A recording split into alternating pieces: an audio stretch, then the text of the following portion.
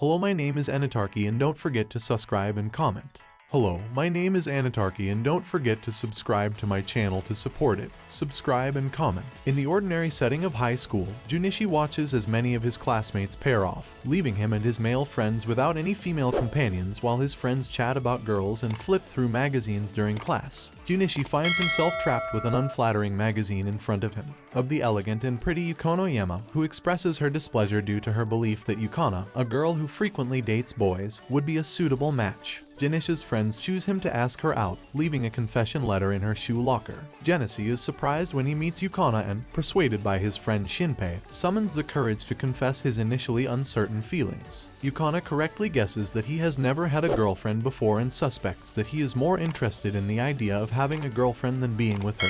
Despite witnessing him, out of embarrassment, she agrees to become his girlfriend the day after Junichi's confession. He is still in a state of shock contemplating how to navigate his new relationship with Yukana. In the midst of his reflections, Shinpei suggests that a karaoke date would be the perfect opportunity for some intimate moments. In a private room, Yukana unexpectedly takes matters into her own hands and proudly declares to her entire class that she and Junichi are now a thing. With the news, she openly extends an invitation to Junichi for a karaoke outing just as she has done with her friends in the past. While they sing tunes, Junichi's imagination begins to run wild with seductive fantasies involving Yukana taking inspiration from the counsel of Shinpei. He musters up the courage to lean in to kiss him, however Yukana cleverly stops his advances by playfully pointing out a hair sticking out of his nose. Although he ignores the incident with laughter, Yukana takes a moment to reflect on Junichi's attempt as he leaves the room. As our couple leaves the karaoke establishment, their encounter does not go unnoticed. From a distance, Ranko glimpses Junichi, and Yukana add an extra layer of intrigue to Saga's development. Junichi is forced to accept an invitation that mysteriously appeared in his shoe locker. Little does he know that this encounter leads him to meet Ranko, who wastes no time in launching a full-scale seduction. However, before things escalate further, Yukana intervenes and puts an end to his antics, as it turns out that Ranko is Yukin's childhood friend. Where there is a problem that she is labeled dangerous, and boy, she will be live up to that description soon enough. Ranko covertly vows to dismantle the budding relationship between Yukana and Junichi. The next day, the Junichi trio Yukana and Ranko are wandering the city streets minding their own business when they find themselves approached by two bold guys who have their eyes on Yukana. Junichi bravely enters shield Yukana but unfortunately ends up being surprisingly unceremoniously pushed aside. Ranko, instead of coming to Yukana, agrees to join forces with the two boys, only to quickly give them a taste of their own medicine with a good beat-down chat about a plot twist. Later, Horse makes an unexpected appearance in Junichi's humble. Murata once again tries to lure him in. She accuses him of not really loving Yukana and tries to sow seeds of doubt. Junichi vehemently denies the accusations, but his words only serve to further enrage Ranko, who becomes increasingly forceful in his advance just as things are reaching a boiling point.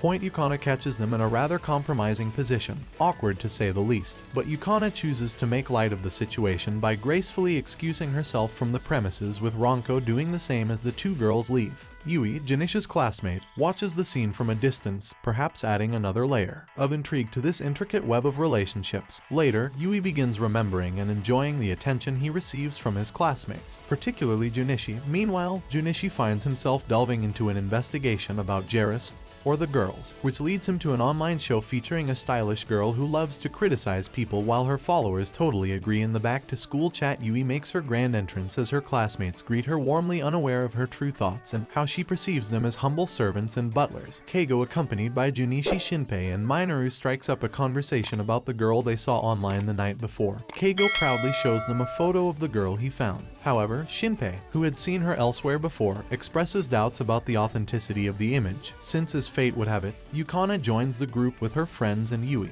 takes the opportunity to strike up a conversation with Junichi. Later at the cafe, Yui unleashes a barrage of criticism towards Yukana, leaving Junichi unsure of his position as he and Yukana are officially dating. Meanwhile, Shinpei watches an online broadcast with Bo, the girl elegant known for her skating comments. He suddenly realizes that the girl he saw earlier and Boa are the same, prompting him to quickly capture the evidence the next day. Shinpei shares his revelation with Keigo and Midori, presenting evidence that Boa and Yui are in fact the same person.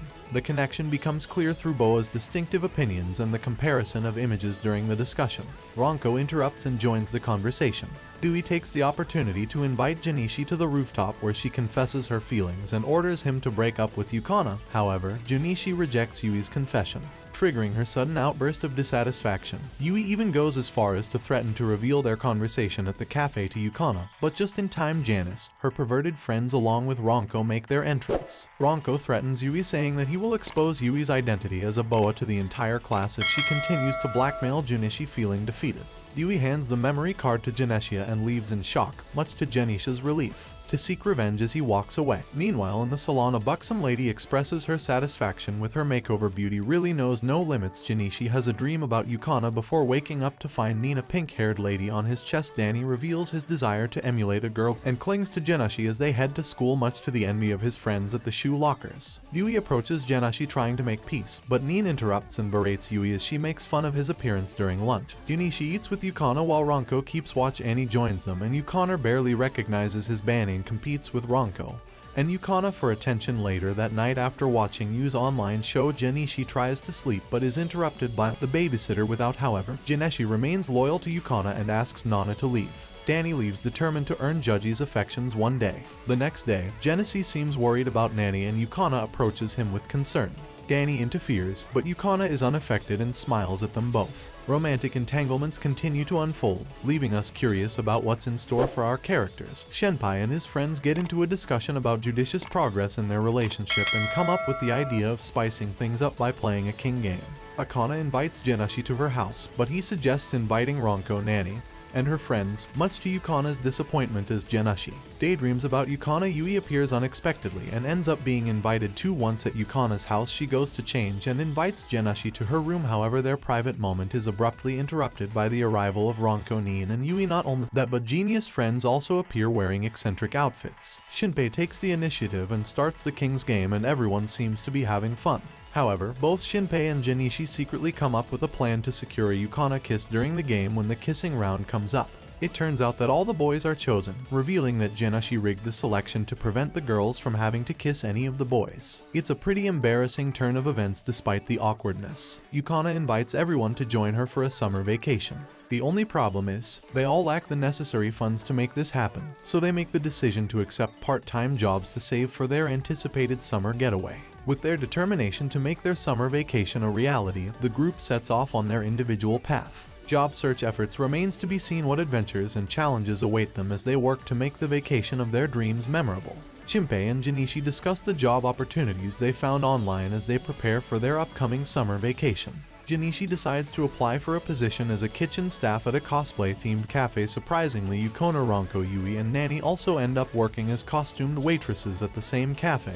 As the days go by and they continue with their part-time jobs, they begin to notice something suspicious in the supervisor's coffee. A devious plan to stage an event that seems to have questionable intentions. To their surprise, the supervisor gives them books that seem ordinary but actually contain risky stories. Genisai and Yukana realize that something is not right at the upcoming event. Full of anger, Jenichi confronts the supervisor about respecting the girls, but his plea falls on deaf ears. Feeling frustrated, Yui takes matters into her own hands and contacts the cafe owner, threatening the supervisor. Thanks to Yui's intervention, the event is finally cancelled and they finally receive their hard-earned profits. In a post-credits scene, the long-awaited summer vacation has finally arrived, and the group happily reunites at their point of plan meeting. Jenichi, Yukana, and her friends finally arrive at the long-awaited beach while the girls are having fun in the water with Junichi. Shinpei and his perverted friends seem to be more interested in ogling other women in swimsuits at night. The girls relax in the hot springs, but Shinpei continues with his questionable plan of trying to catch a glimpse of them while the boys head towards the hot springs. Genii tries to thwart Shinpei's plan, but Shinpei accuses him of being a traitor. Junichi and Shinpei argue back and forth in the forest until Junichi accidentally falls off a cliff. Meanwhile, Shinpei and Keigo continue their march but encounter several traps that hinder their progress. In a twist of fate, they accidentally flip a switch which activates a beautiful fireworks display, much to the delight of the girls who witnessed it.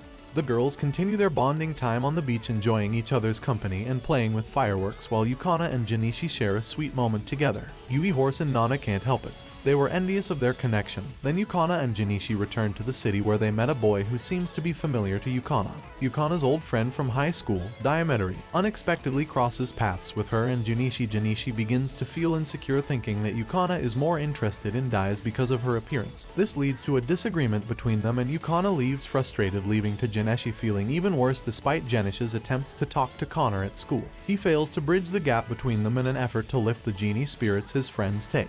She takes him to karaoke, which initially manages to cheer him up. However, things take a turn for the worse when they see Yukana chatting with Dai another day after a conversation between Junichi and Yukana. He suddenly runs away, leaving her heartbroken.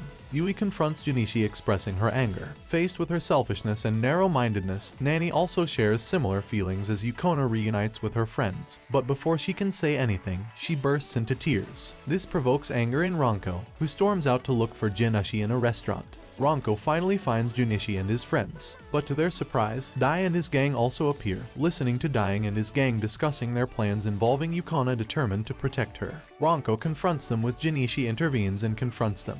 Junichi confronts Dai and they go out to resolve their differences. Tai initially wins the fight, but Junichi resorts to biting Dai's leg while Dai calls for backup. Junichi's friends join the scene, and despite the numbers, Dai and his friends were unable to overpower Junichi. Finally, the Eye promises to stop bothering Yukana and Junichi releases his grip. However, Dai immediately starts kicking Junichi repeatedly. Ranko intervenes with the support of Genius friends, encouraging Junichi. Ranko urges him to find Yukana and make peace while Yukana is at a cafe with the babysitter and Yui, but she ignores the frantic phone calls. By Junichi, Danny and Yui advise Yukana that they meet Junichi and sort out their feelings. After Yukana leaves the cafe, Yui and Nin contemplate whether it's right for them to help their rival Junichi. He waits anxiously and finally runs into Yukana. Behind the school, they reconcile with Junichi by recreating their initial confession. After their romantic meeting, Yukana suggests they spend the day at the amusement park. At the amusement park, they visit a photo booth and take a photo together. Junichi tries to kiss Yukana, adding a touch of romance to their date. When the day comes to an end, Yukana confesses that she wants to go back to the amusement park with him next year and every year after that. Surprisingly, she kisses Janiski before going home, leaving him stunned. And that's it for this video. Make sure to subscribe if you liked it, and see you in the next one.